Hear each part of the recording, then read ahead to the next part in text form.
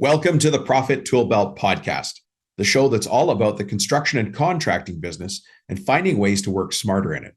Look, this show is for the contractor, and you know who you are, who pulled up to the job site today and just shook his head. Looks at the job site, it's a mess. One of your sub-trades hasn't shown up. Things just aren't moving as fast as you wanted, and it looks like you might be behind on this job too. If you shook your head quietly, took a deep breath, got out of the truck, put on a medium-looking face, and walked onto that job site, then this show is for you. Not just this episode, this entire podcast, because we talk about the business of the construction and contracting business. Today's guest is Suman Cherry. She's a recruiter who specializes in construction, roles and jobs like foreman, project manager, site supervisor, admin staff, things like that. I want you to think about jobs in your company that are taking up a bunch of your time and stopping you from getting the next level in your business. That's what Suman specializes in. She actually calls herself a talent matchmaker. Today, I'm going to be talking to Suman about how to hire construction workers, PM, foreman, site supers, and beating the circle of dysfunction. I help contractors get back in control of their construction business, even if they don't know where to start. And I do that by showing them how to use simple systems in the office, on a job site, and in their shop. You see, the truth is you don't need a lot of extra time or a business degree to build a profitable and solid construction business. You just need those simple systems and some new ideas to old problems. Let me tell you, and I'll do this right up front, what we talk about on the show here is more directed at companies with 6, maybe 7 employees, if not 10 or 20 and more. And that includes if you have subs. In my regular life, when I'm not hosting a podcast like this and interviewing experts and business owners, my company works with no-nonsense business owners of construction and contracting companies. The kind of company where the owner has finally realized, hey, I'm actually trying to grow a business here. Before we get to the show, I want to challenge you with an important strategic question. It's a business coaching question. I want you to ask yourself this. Do you want to be a contractor running a crew or two? Or do you want to be a business person who just happens to run a construction company? By the end of this episode, you're going to know the answer. Let's get to it. Suman Cherry, how are you?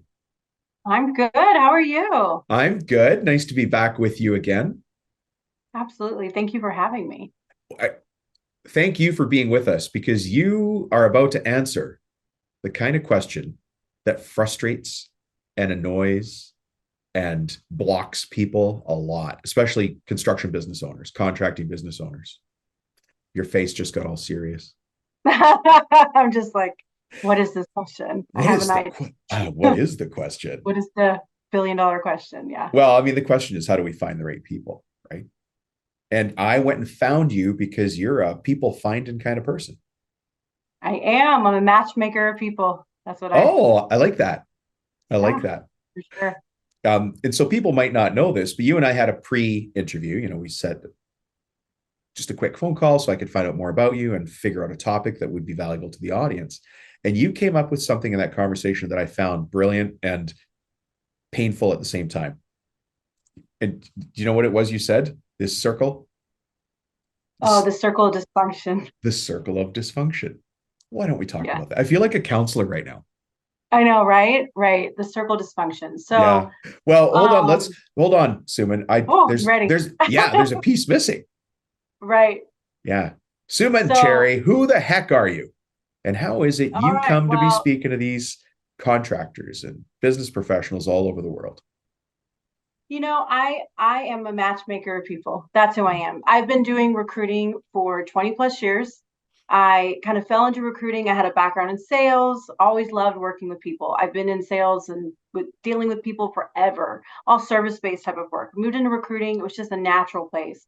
Started off with doctors, did that for a while. That was challenging.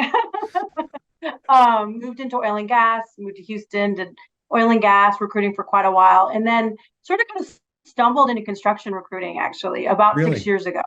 Okay. Yeah, I happened to come across a client who was doing and had me help them some project management positions. And it was kind of a natural transition from the oil and gas place. And then it kind of took off, right? So then I've become like this construction expert. I help, the companies I work with are smaller companies that have less than 10 employees to companies that have more than, up to 500 employees.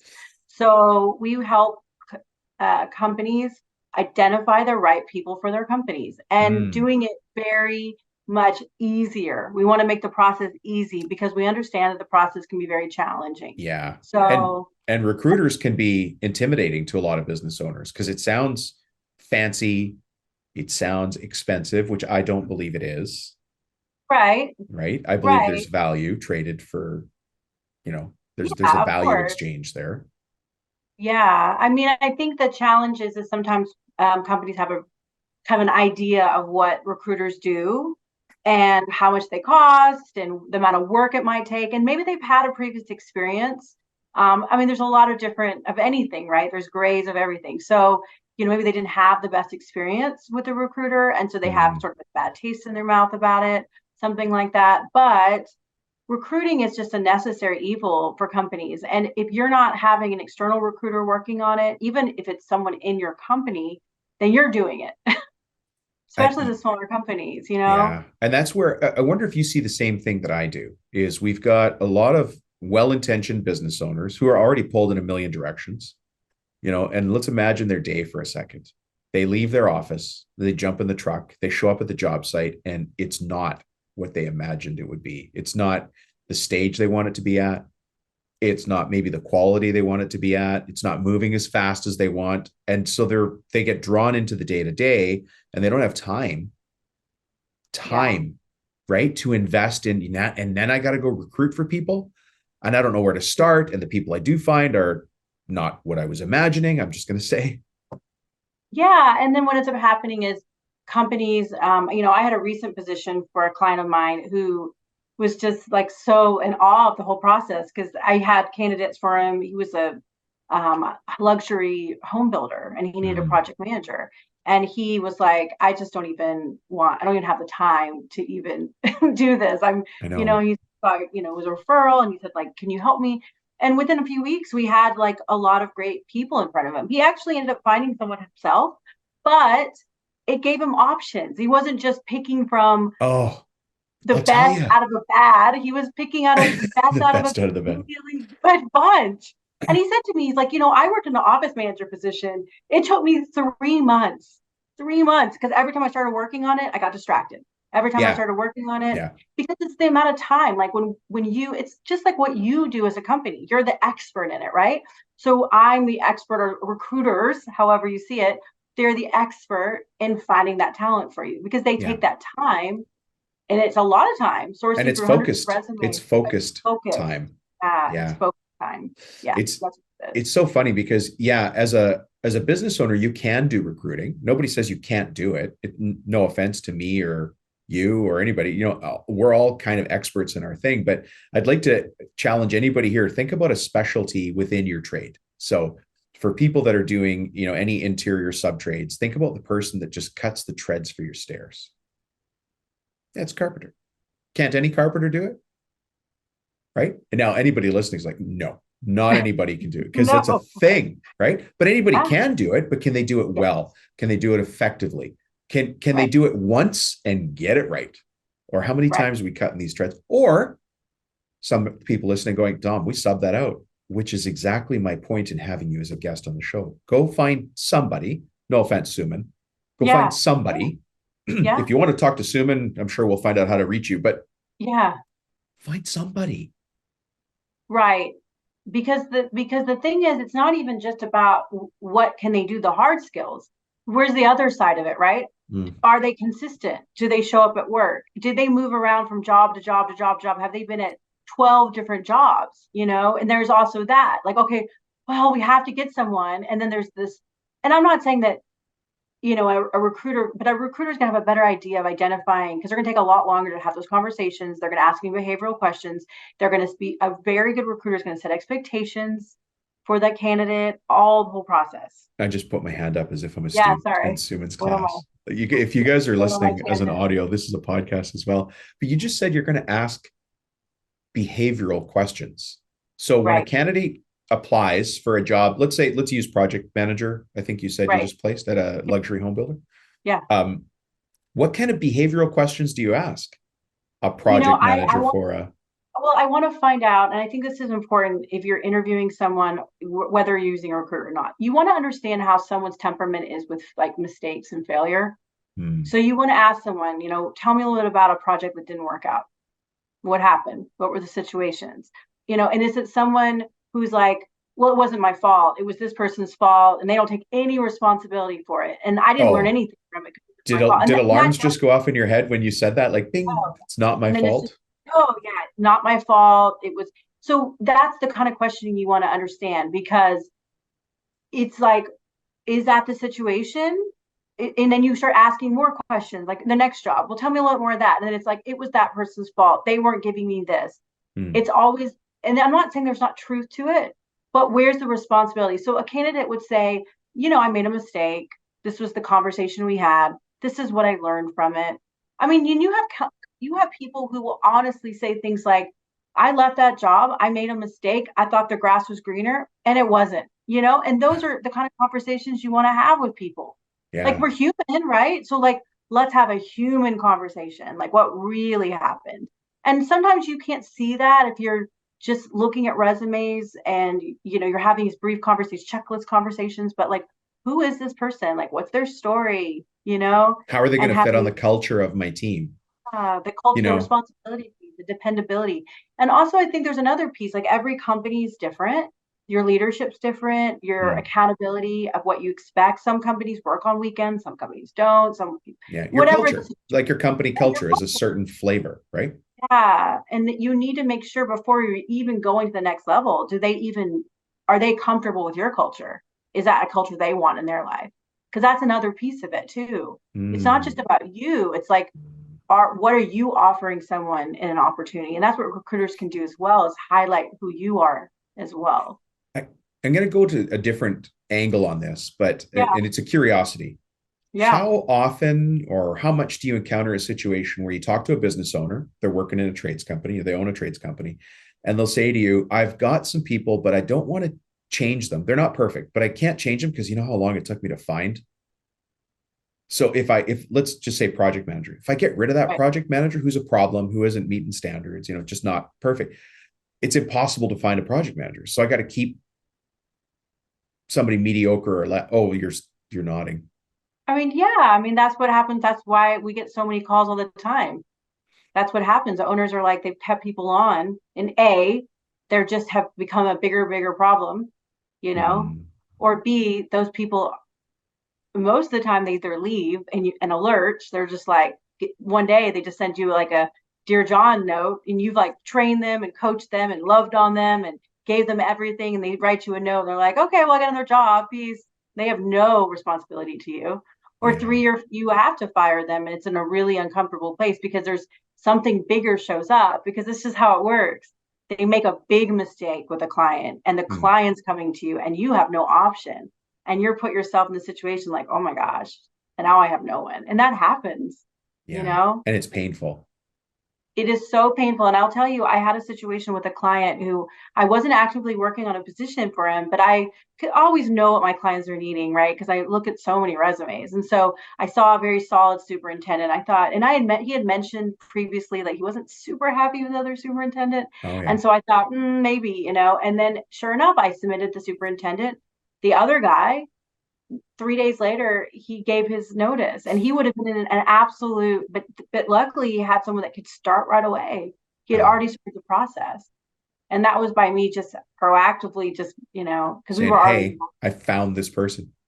that might be a match. Because you have to have you don't want to be in a situation where you're constantly chasing, oh, someone leaves and you're like, I don't have any time to find someone. No, like, if you know someone's a problem and they're causing, I talk about these types of people. They're the hardest people to get rid of.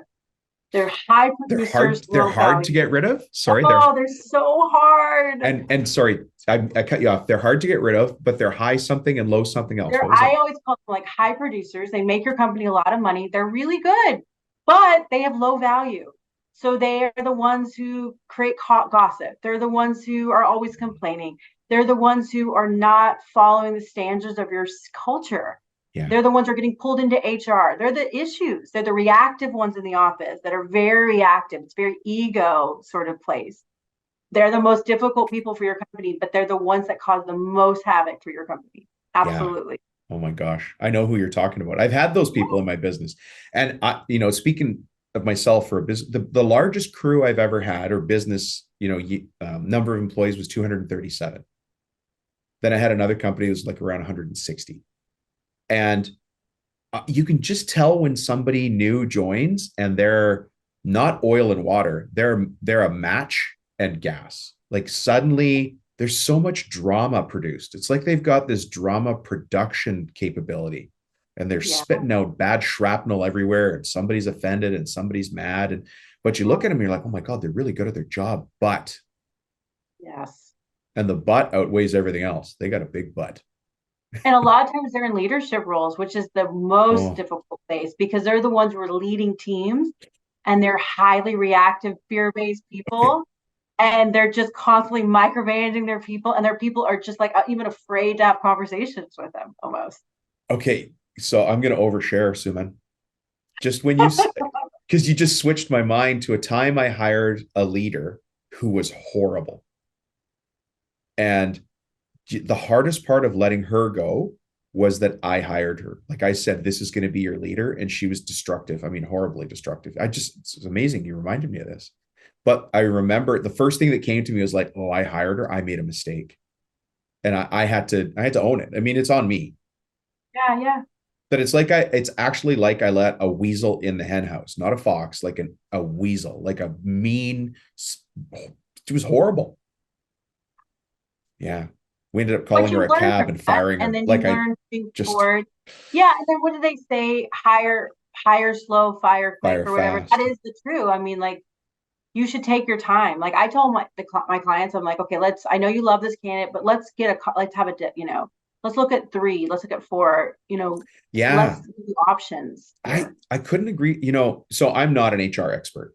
We deal a lot with recruiting, and for the last couple of years, recruiting has been hot because we need people, right? Like the need for our services hasn't slowed down. Doesn't matter what trade we're in, but it's hard to find people. And when I'm trying to find a candidate, I always like to have 2 or 3 at the end, like at that final interview stage, so that I can choose. And you know what happens? Let's say I've got 3. Well, one of them at the very last stage, like I'm almost ready to make a decision. One of them bails out for some reason. They're like, I'm moving to Batislavia. And you're like, okay, that's random, but okay, we knew this was going to happen. So now I'm down to 2. And they don't know, they kind of know they're in a race, but I'm now testing. Well, this person's really good here and the other one's strong here. I like that because I get nervous when we come to the end and I've got one candidate and I'm like, uh-oh. In the absence of choice, I also think it's like when you have that option to have 2 diversity of experience, because everything's about a pain place, right? Like me as a company, I have pain and I need someone to come in and help me solve that pain. Yeah. What is the most important pain for me? And I think when you're evaluating candidates, yes, it's so important to look at what they can provide now as far as their hard skills and what their experience is. But it's also like, where are you as a company going in 5 years and who is going to be on that bus with you? Because you want people who are going to also evolve and have that growth, more oriented mindset and are driven by something more than just money. Like you really want to find that. And that is not easy to find. I go through hundreds and hundreds of candidates. I talk to a lot of people, and it's not like there's anything wrong with people. They're just not the right match for that specific client. One candidate might be a great match for one and may not be the best match for another, depending on who they are as an organization. You know what I mean? Yeah. I think, and part of this that I want to remind everybody, and I'm free to have this you can disagree with me, but I can't control the candidates that can come in. I can control me. And so I want to go back to the circle of dysfunction that you were talking about. And I really like this from our pre-interview, because you said, hey, Dom, this is how I can get people to come to me as an owner. But here's why are they leaving is the opposite side. So I think that's what you meant by the circle is. Yeah. So let's go to that for a second. What's this circle of dysfunction? And I want people to listen to what Suman is about to say here, because business owner, I'm talking to you. You got to go fix this or give yourself an attaboy. Thumbs up. We're doing that. How can we do it better? So, Suman, circle of dysfunction. The circle of dysfunction. I mean, I think it starts from the place of you as a company are in a place where you really are growing, right? You see like there's growth, there's opportunity, you have those opportunities. And then you want to find the right people, right? But then there's almost this paralyzing place with it because it's like maybe you've made the wrong decisions before with the people you've hired, and then you're kind of scared about who you're going to bring on, or you are always hiring the same types of people all the time, all the time. And they just like it's a revolving door, right? And so then or you have a situation where it's like, why do people keep leaving? Why do people keep leaving? And the reason they're leaving is because so much of the time is being spent on if it is a toxic situation with someone there, or it's a situation where your people aren't, there's no growth opportunities. They can't see the growth opportunities. They can't see what they are. They get frustrated, or they're doing the job of the position you need to get filled, but you're taking your time and you don't have the time to really fill this position Oh, because they're you have this, overworked. you're overworked. And nobody really wants the responsibility of it because it's a lot of work and time, like you said, time that it takes to find someone. So you don't find someone. So then the people that are in your jobs right now, they're doing the jobs of 3 or 4 people. Then they're starting to get burned out. They're starting to get disengaged. And they start leaving. And the circle continues. Continues. Because the thing is that it doesn't matter if even if you have the best environment in the world, like you pay your people great money, they're getting bonuses, all those things. If you don't have enough people to do the jobs, they are going to get burned out. They are Yeah. going to get not engaged in your work. That's just how we are. We were wired like this as humans. Like it can't, there is no other way. Like there has to be support. People need support. People need to be able to deal with their own lives. And if there's all this pressure on them all the time, they will leave. And Yeah. also it creates havoc for the leaders because then what ends up happening is I've seen this all the time. They wait and wait and wait and not hire someone, and then someone just walks through the door and they're like, well, I guess the person could work. And it's a band-aid solution. And then they might be the person who's not a good culture fit, not a good skill fit. Yeah, it's just I refer to that as running my business on purpose. And I understand that what I'm going to say right now is going to make me sound like, well, I'll let all of you come up with your own assessment. But I learned something from one of my mentors years ago. His name's Brian Tracy. He's a world-renowned business author. And, he's written not thousands of books. He's written like 70, 80 books. Yeah. And when he was talking to me about my company, I was worried about people. And, I can't let this person go. And we got to train this person. And he just cut me off and he goes, Dominic, your business will be built on the bodies of those who came before. Now, when he said that to me, I was so offended because I actually care about my people. I want to build a great culture. I want to train them. I want to support them. And how could he be so rude as to say, my business will be built on bodies of people that I just consumed in this kind of rolling, burning mesh, right? And I thought, oh, that's mean. And then I'm still quoting him like, how many years later? I'm like, your business will be built on the bodies of those who came. It's just true. My business is going to survive me. Your business is going to survive you. Yeah. So look, the PM you've got now might be great right now, but at some point when you reach $10 million, they might not be the PM for you and you might not be the company for them. Right. In the meantime, let's have a great time. Right. And I think that's the thing. Where you are as one place as a company is probably not, you don't want it to be where you are in 5 years. You want there to be growth and expansion. And the people, a lot of times people feel this loyalty to keep people that really don't fit into the culture or the values of where the company is moving forward. That happens all the time. And the thing is, and I preach this to my clients all the time, because they have this very unicorn idea of what they want. And it's the same people they keep hiring. And I'm like, hey, what would be great? Let's look at some other options here. Look at bringing some other places where they could add value, right? Yeah. What about someone who's very good with technology? What if someone's really good with numbers? Maybe they don't have every single piece of it. Maybe they have this other piece they could bring in. And you know what I mean? Maybe they have a mentoring ability. Maybe there's someone who's very strong at management. I try to evaluate what it is that they really need. And a lot of times what they need are people who take a lot of responsibility. Most of these companies need very responsible employees who are very good communicators and are good at technology and have probably aren't reactionary based people, probably maybe have done some of their own self-improvement, or but whatever, how you ever say it. Because a lot of people are doing that. And you can very much tell people who have and who haven't, because Yeah. it's a reactionary place, right? Um, and so, yeah, I mean, and companies, they're very interesting because by the time they come to me, they're sort of in a place where they're just like, uncle. Like, Did you say uncle? They're crying uncle? yeah, they're just Like, like, I've had uncle, enough. I'm done. Yeah. Well, I can't do this anymore. the stresses and pressures of being a business owner are just unique. It's hard to be a business owner, Yeah, it is right? hard. It's a self-imposed pain as well, right? And yet we do it because we love it, or it's some sort of internal drive that we have. And And I there's so much have to flow buy to my it. time back. And I got to buy my time back by giving chunks of my expertise, things I used to do myself, and buy it by hiring somebody to do that for me. Drafting, project management, let's say office admin, site supervision, Yeah. whatever. I'm not going to grow the business without it. I'm not. No, because there's So you got only to, so much time you can give. And so if you're giving your time to every single thing, first of all, what ends up happening is, when I'm sure you see this all the time too, you're not very good when you're doing everything.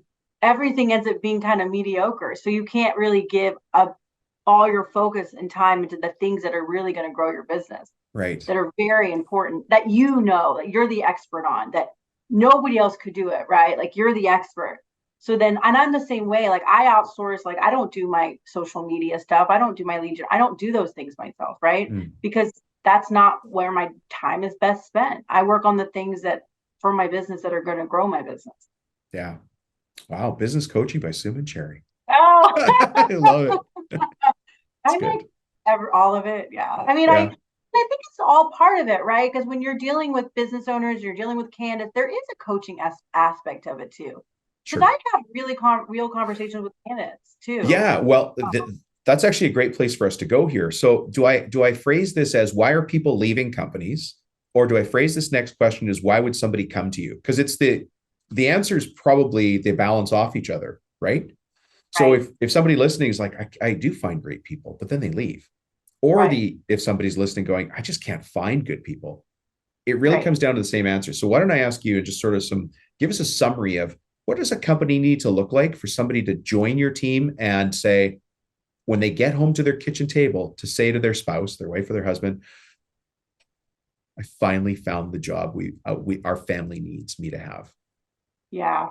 Yeah. I mean, I think number one, when you are defining the role, you need to have a pretty good understanding of really what you're looking for and Mm, how that looks as a company, like what responsibilities that person taking on. There's also going to be a training portion, right? There's also going to be that piece has to be built into that onboarding piece. It is so important to a company that they have the types of onboarding that will allow their people, someone new coming on board, because it's a safety piece, right? oh You're a yeah, new person coming into a company, you've never been there, you don't know everyone else. So there has to be, the leadership has to create that, first of all, that transparency and authenticity as a company. You as a company need to be very transparent, authentic. And when you are looking for the right person, you need to be very clear as to what the expectations are, what you're looking for. I, That's number one. I have to interrupt you because people Yeah. listening to it's I'm so glad you said that. There's a download that people get from me, which is job site rules and onboarding SOPs. I mean, it doesn't have the sweetest title in the world, but it's just is what it is.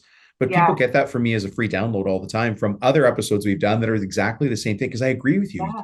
You have to bring people on and then train them what it means to be inside your company. I can't expect Yeah. that they came from, we'll use your example, another luxury home builder who has the same systems and processes that I do. They don't. They maybe came from another luxury home builder, but not the same kind that I am. No, and they need to understand who you are, right? Like there needs to be that relationship. It's like anything else. I mean, yeah, I know it kind of feels like, oh, there's a marriage, but it's not really a marriage. You're still kind of in that beginning stage, right? You need to get to know the person needs to be able to know who their leaders are, and that leader needs to take time to Yeah. really develop that. And that needs to be an ongoing thing. I mean, the best leaders that I know are the ones that care about their people, but also care about what they want, what are your growth aspirations? What do you want to do next? Where could we plug them in next? Right? Those kind of conversations need to be having. And also there needs to be accountability as well. Like if you're an owner that isn't, just kind of doesn't really want to deal with, I don't really want to know. Well, that's a problem. Like you need to know what's going on. Yeah. And you need to ask your people what's going on. So I would recommend to keep people, everybody wants the same thing. They want a relation. It's just like I had a client say this one place. Like, yeah, it's kind of like a marriage, being the president of a company, except for you're married to like 500 people. And it is this, because what you want in a marriage is the same things you kind of are a relationship you want at work. You want to be valued. You want to be appreciated. You want to be seen. You want to be there to be communication. You want there to be transparency. You want to grow within the role. And if there's not that opportunity to grow, then you need to let those people go so they can move on to their next steps. Yeah. You know what I mean?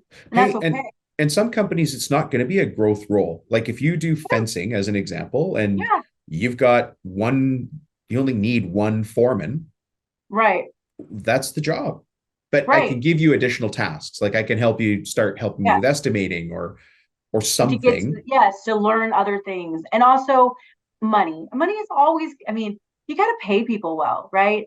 And you got to not just pay them well from a base perspective. I'm not a huge believer in paying them people a ridiculous, super high base, especially like project managers or superintendents where there's opportunities for bonuses. I think bonuses are very important as an organization. Yeah. And I think there needs to be an ownership. Even if you're a smaller company, like I know my husband has a landscaping business, and one of the things he did to keep, his people happy was he gave them some ownership in the company, like a little bit. And, he also put one on a salary where if it rains, he still gets paid, but then he also works extra hours on Saturdays and stuff like that. So it's also creating safety for your people. So like, what do they need? Like understanding that. Yeah. And I have to say, because I like that as well, giving people some buy-in, some reason to engage with the company. And not everybody wants to do this. Some people, some people just want to punch the clock and go home because they really care about their family life, which is great. They've got to get home, see their kids, take their son to baseball, their daughter to softball, whatever it is, right? That's cool. But if I want to do that, if I want to have people engaged while they're there, I also have to have metrics. And so I don't know if your husband has this and it's a separate conversation, but you need a dashboard because you can't do what people say is profit sharing, or you can't give bonuses, or you can't do those things unless you have a way to track it. Otherwise, you're just giving away your money as a business owner, which I will be the first to remind you is not your job as a business owner. Your job as a business owner is to generate profits. Right. Not to give away profits. Right. No. And you absolutely. All the companies I work with that do the bonuses and the prop, they all put in like very strong kind of metrics, like estimating metrics. Like you definitely want to be able to decide what you're going to bonus on, and you definitely want to have strong metrics to support that. It is very, very important. I know. It's one of the first things when we start coaching a company. It's one of the very first, we call them CEO level reports. And a lot of companies, most companies don't have them, right? And we show people how to build their own dashboard that makes sense. And it's not an accounting dashboard. The accounting is at the last third of the thing. But the top 2/3 is all operational metrics. Those are the things that tell you you're going to be making money. Anyways, this is your show, not mine. And there's a lot of pieces to it. I mean, as a company, like I would say, to keep people, you have to keep them engaged, right? You have to know who they are. You have to give them breaks. You have to pay them well. And you also have to get rid of other people who are causing havoc for your company. That is the hardest thing. Yeah, the cancer, the toxic, because they're the ones, like if you bring in someone who's like green, a little more green, but they have this great attitude and you could see the potential in training. But if you have this toxic person training them, it's just not a good situation. Yeah. Yeah, I've seen it myself. Okay, we've covered a lot of ground here. Yeah. But we went from the circle of dysfunction into what do I need to have as a business owner to attract people to me, and then we started talking about you need to have rules and some sort of onboarding process. What else do I need to offer? Like, what do I need to change in my business so that I can attract top talent or keep top talent? Well, it's interesting. I just recently had a client I placed, I think it was out in the Southwest, and they had a project manager position, and he's like, we've had this position open for 18 months. We haven't got any candidates. I'm like, okay. And so I started working on it. Sure enough, of course, I had like hundreds of candidates. Like I'm talking to hundreds of people. And anyway, the candidate we ended up placing, she's like, I never saw this position. I never saw this position. So like, number one, most companies don't really know how to write a job description that's going to be attractive for you can't create. I mean, it's like anything else. Like you have to brand yourself in a way that's going to attract people to your organization, right? So your job description is very important. It's a very important piece. And a lot of companies just kind of throw something up, or they have like 10 pages. I'm like, what is this? Something from 1987. I'm like, okay, this is not going to work, like this is, or has a laundry list of requirements or what the duties are. I'm like, well, this is 5, and really smart candidates. And they'll say to me, I don't like this job. Is this the real job? Because this is 4 jobs. And I'm like, exactly. Oh, so it's like, you can't be promoting a job that's 4 jobs and then expect some unicorn on a purple horse is going to show up. That doesn't work. You have to prioritize what's the most important pieces. What are really the essential pieces of the position? What are really the core requirements, and what are trainable, and what are some things, right? And then when you put that job up there, you need to make sure that you understand how to market it correctly. It's very important. I mean, Indeed, I have clients, Indeed doesn't work. It doesn't work. I find so many of my clients from Indeed. So it's not a true statement. You just, like, again, I'm like an expert on it, right? Or we're an expert. So we know how to do that. But you can be as well. There's a lot of capabilities, LinkedIn, all these places. You just have to like put that net out. Yeah. So we have a lot of options. You said something interesting there, is that you can get results from Indeed. And the thing, I'm going to switch from Indeed. Indeed is a social channel. It's like, it's a way to find people using social media. It's just called Indeed. There's LinkedIn, there's Facebook. And I've tried to get really good at Facebook myself. And then when I started to hire people, like the equivalent of a Suman Cherry, but in the Facebook world, I started to realize Facebook has so many hidden levers and dials and knobs and buttons. And the best analogy I have is, when you see a DJ and they're in front of this big mixer board, there's 2 turntables, there's a whole bunch of sliders and knobs. And I'm like, people that know Facebook have that DJ board in front of them. Exactly. It feels like that about Indeed or maybe LinkedIn. All these little dials and knobs, they're just tiny little adjustments, but it makes a song, to go back to the DJ, it makes a song great. Right. Or it makes it sound like me singing in the shower. You could tell the difference. Exactly what it is. Yeah, it's everything. It's the questioning.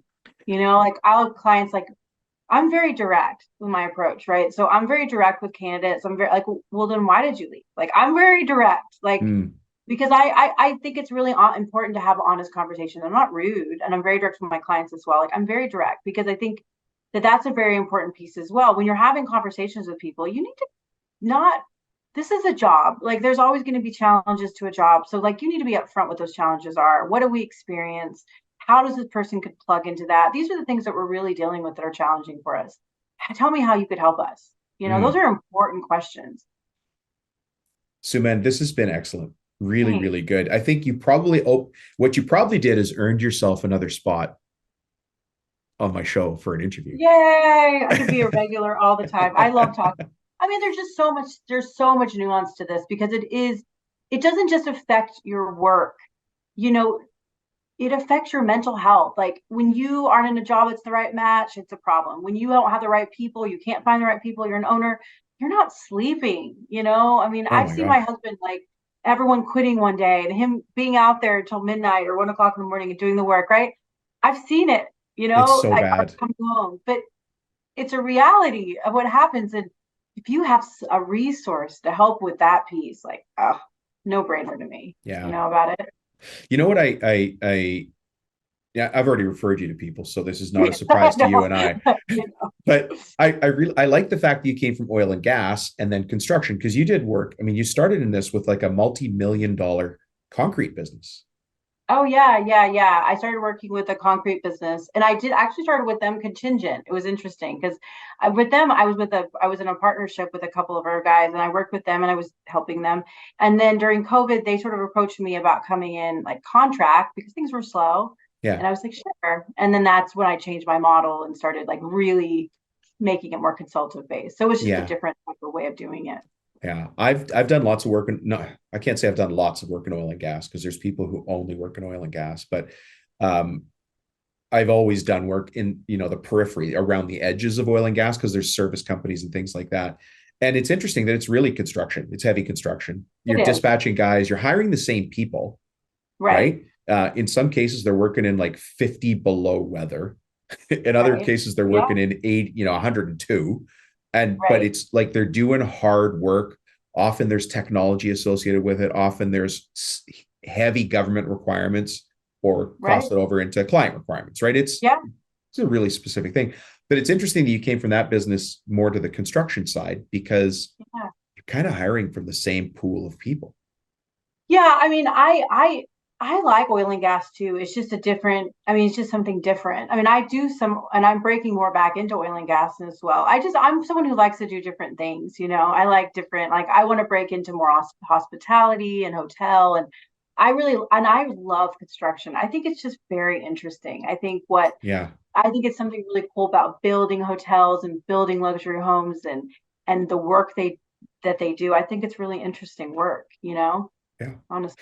Well, there's always, any business owner that's out there, we have to remember that the most powerful leaders surround themselves with strong counsel, right? So think about the Knights of the Round Table. The reason they're at the round table is because the king was sitting at the table as well, but he had his advisors around him. And it would be the same for anything. When you see the president giving an address to the nation, you see him or her in the future at the podium.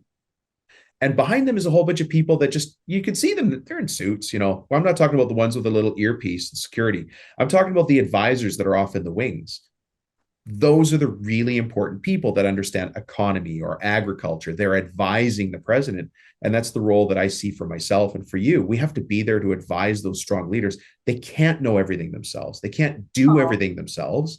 They have to take that stance and yeah, bring it out to the world, but behind them, they've got strong advisors. And that's the role you and I have. absolutely.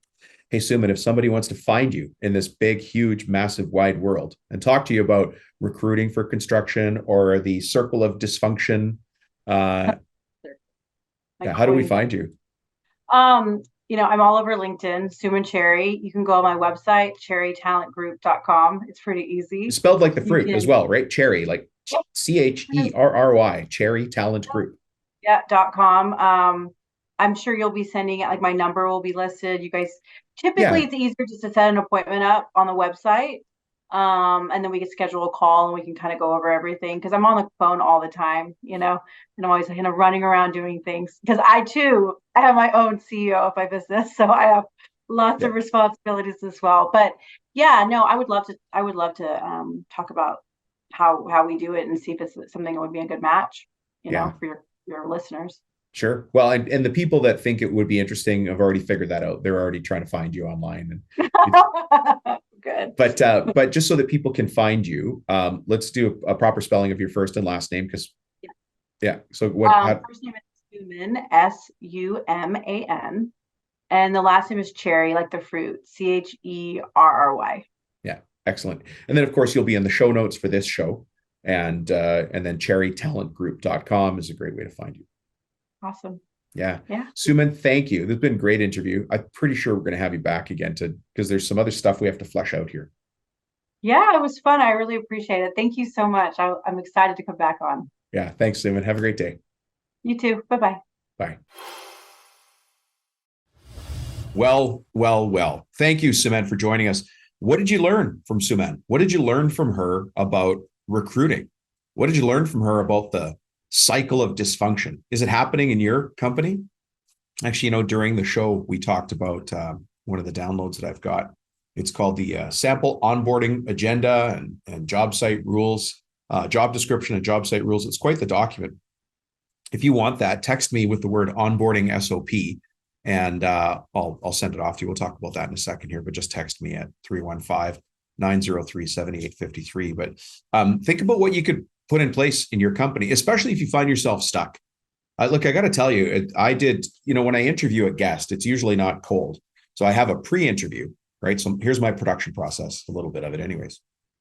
We find a guest that would be appropriate, we think is appropriate. Then my team goes back and does a bunch of research. What have they spoke on before? Have they been on before? All those sorts of things. And if they've met a couple of criteria that we have, then we invite them to be a guest on the show.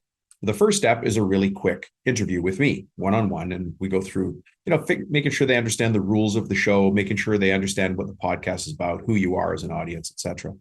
And then we go and make sure that they're going to deliver value.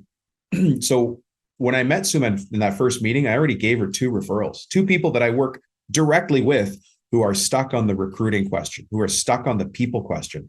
And look, these are business owners that are already firing on all cylinders. If you were in the Chamber of Commerce in their town, you would see these 2 guys, they're in different cities, obviously.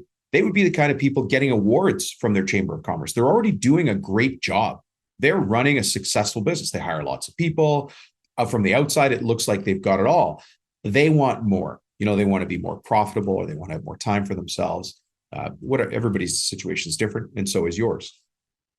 But one of the things that both of these 2 particular guys need, because everybody's got a different need, was recruiting, help finding people, because they need a project manager, or they need a foreman, or they need a site super. And maybe you're in that same boat. So go ahead and call Suman yourself if you think that's the right answer. It gets you on the right path. But I was very impressed with the way she approached things and her level of professionalism. And I could tell by talking to somebody whether they can do it or not. So I'll ask you, what did you learn from Suman? And then what are you going to go put in place for yourself? So in this outro, we're going to do dad jokes, right? I'm going to talk to you about a business problem. Well, the business problem that we're going to talk about today relates directly back to what Suman was talking about, which is how to find the right person, and then how to onboard them right so they stay with you, so they want to stay with your company, so they know that this is a professional organization and they can give it their time and attention. They can give you their best and you can ask the best of them. So we're going to talk about that today. And again, I have a download that goes along with this. It used to be just called job site rules.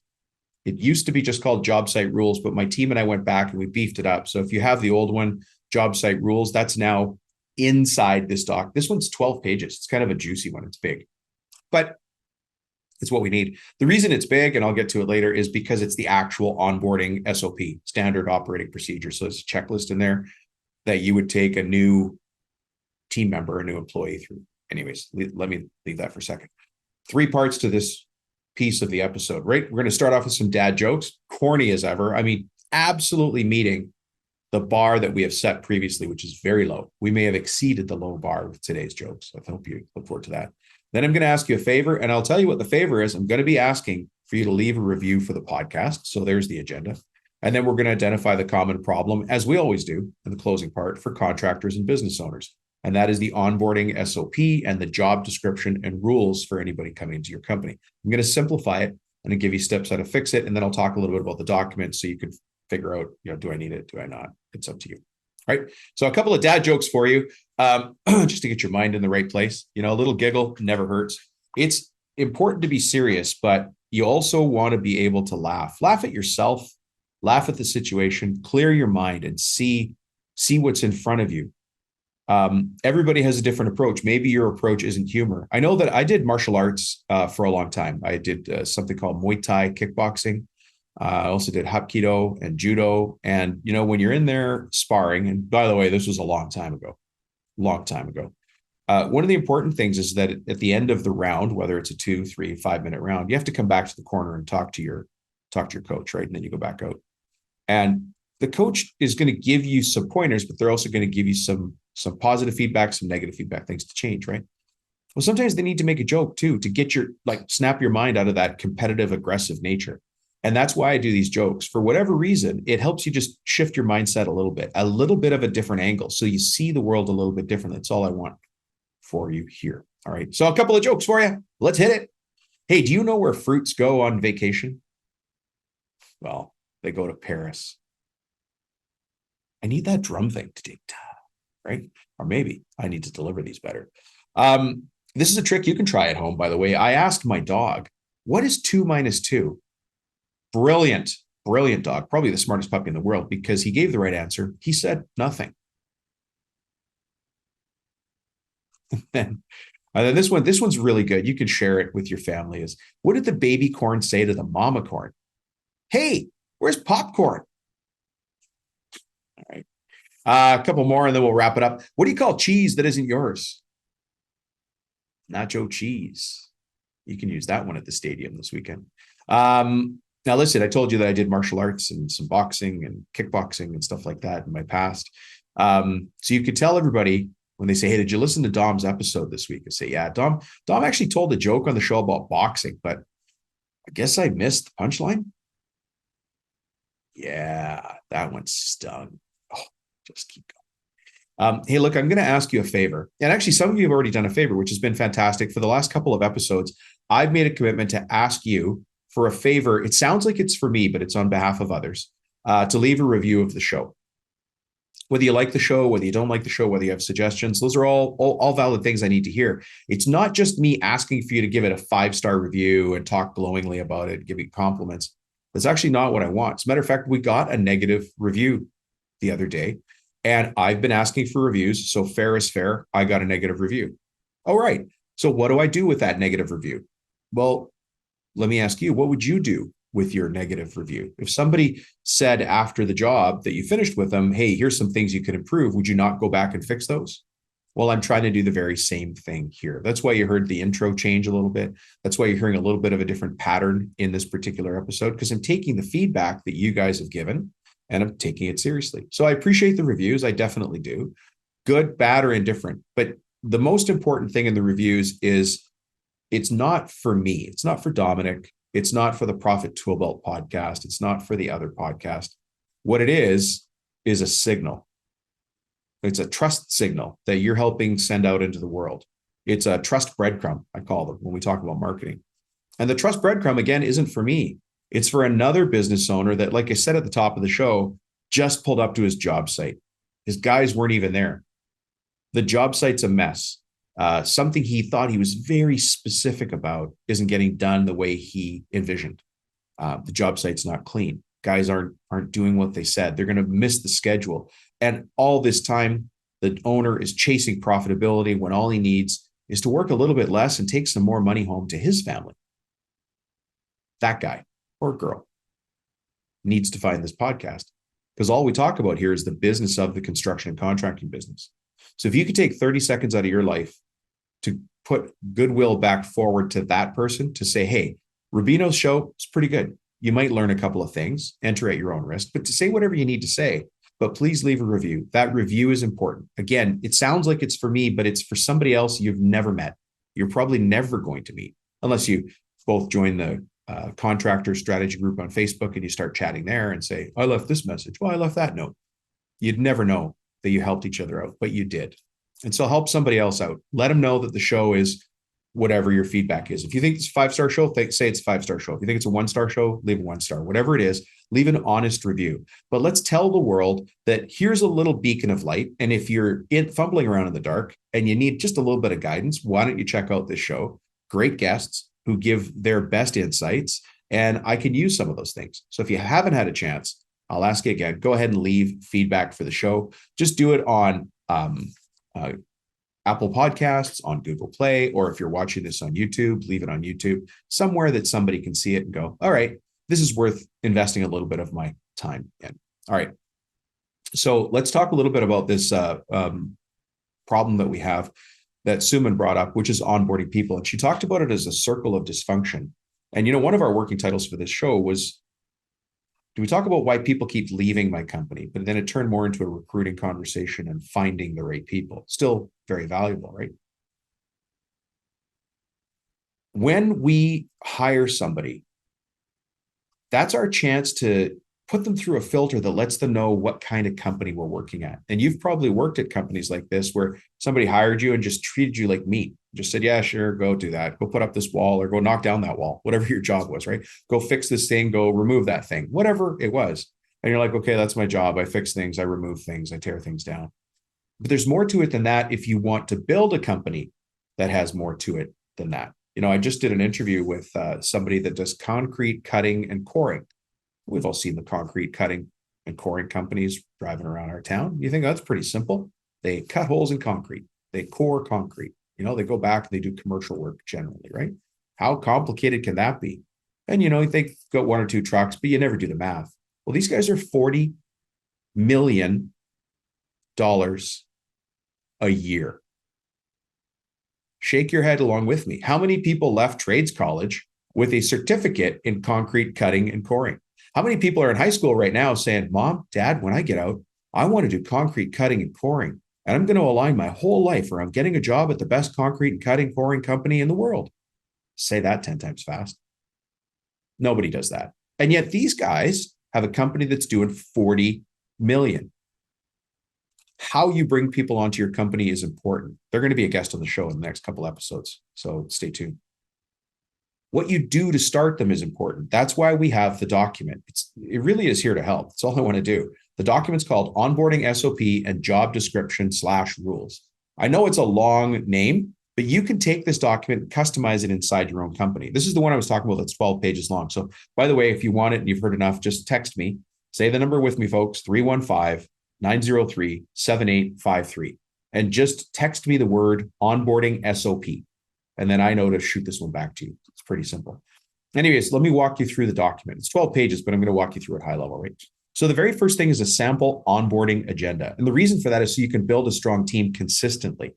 If you guys have read the book, Construction Millionaire Secrets, you'll see that I'm repeating the same patterns. Construction millionaires train everybody the same. They do. When you see the big mega companies, when you see this concrete cutting and coring company, they train everybody the same. So what's important to hear in that sentence? They train everybody and they train them the same. So here's the business coaching question for you. And I don't know if this is the case or not, but do you train your people? And if you do you train them the same? Is there a system for them to follow? A system that shows them, kind of gives them a little hint. Hey, this is a company that runs on systems. Oh, this is their system for joining them as a company. Oh, what a great place to work. My brother-in-law is looking for a job. I wonder if he should work here too. Boom. You're now solving your recruiting problems. Do you see how this works? It just keeps going. Anyways, the sample onboarding agenda tells you put together a simple binder, or you can do it as a shared drive, depending on how your company operates. If you've got guys in the field, a binder might work, but you can also use electronic. So it lays it all out, And the reason that's important is people like to feel like they're accomplishing things. If somebody's got a checklist that they need to check through, they feel like, okay, today I did this. I get to check off these 2 boxes, and tomorrow, look at what I've got in front of me. So they feel like they're accomplishing things. They feel like they're getting up to speed on the company. And at some point when that book is done, they no longer can say, I'm the new guy or I'm the new gal. I'm on the team, right? We also, the second reason that we need an onboarding agenda is we as owners running a growing business, working to get to the next level, we want to professionalize our company, right? That's what we want to do. So we need them to sign certain documents. We need them to sign the onboarding agenda, which says, here's who we are. Here's who our customer is. Here's our hours, the days of week we work, and the job site expectations. Remember, I talked about it earlier. Job site expectations or job site rules is part of this document now. It used to be a standalone, now it's part of the document. And I actually took that job site rules from a guy that I worked with many years ago that did gutter install, and he was churning through people. And of course, everybody that came was new. And so we had to put some rules in place, right? But also they're going to have to sign off on how to vacation, like how to apply for vacation, how to take your vacation. They can't just walk in beginning of August and say, next Friday, I'm out of here. My family and I are taking off for 2 weeks. We do it every year. Should be fun. And you're left in the lurch. You got a production schedule, but they tell you on the 1st of August that they're taking off on the 7th. That doesn't work, right? It just doesn't work. But if you don't tell them the rules, if you don't say, here's how you do vacations at our company, here's how you book time off in the company, and it's on you or it's on me. I'm the owner. You're the owner, right? Anyways, you want them to sign off on here's how we vacation. Here's what you do if you need time off. Here's what happens if you're sick, because there's a simple system, a process for being sick. By the way, that's page 1. There's 12 more pages. There's also a poster in here. It sounds simple, but it's actually very important, and it saves you a ton of time. And you're going to recreate this poster. My goal for this SOP, standard operating procedure, is that you can take it inside your company and make it your own, right? Bob's Windows and Glass, Fred's Roofing, James's Kitchen Cabinets and Renovations, whatever your company is. But you want to make it your own. So if you're Ken's Kitchens and Glass, well, that's a weird combo. Whatever your company's called, let me not try to recreate it. You have a simple poster called Who to Call for What. It's a poster or it's a quick document. But when somebody's got a question, they don't have to call you as the owner. You're already busy. So you have in there contact numbers for who to call, who's your immediate supervisor. Who do you call about payroll and timesheet questions? Who do you call for accounting? Who do you call for vacations and time off? And it allows you to add these systems to professionalize your business, build it on systems.